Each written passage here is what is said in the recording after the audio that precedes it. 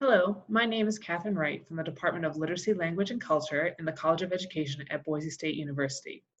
I'm here to share some tips for working on reading comprehension with your children at home.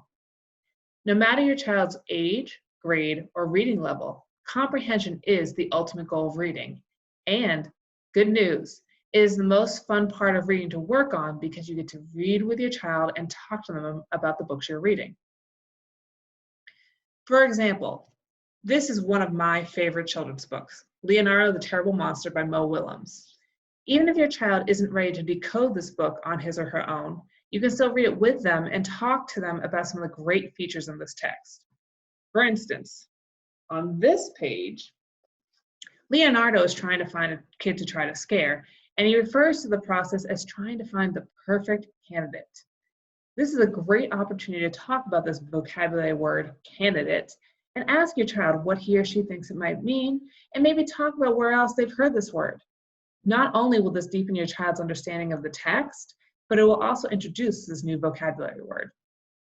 As another example, on this page, Mo Willems changes the font when the character is upset. And you can use this as an opportunity to talk about how does the character feel and how does your child know the character feels that way?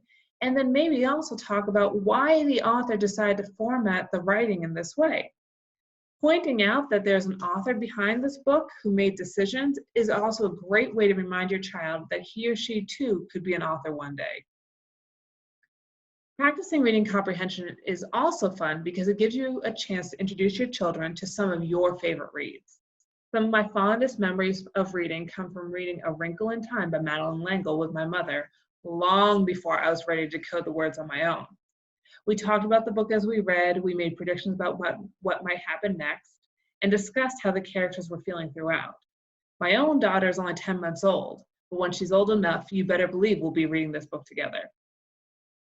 Reading is really, really difficult to teach, but if you remember that the ultimate goal of reading is to comprehend and understand what you read, you can teach reading while building some great memories with your children and instill within them a love of reading.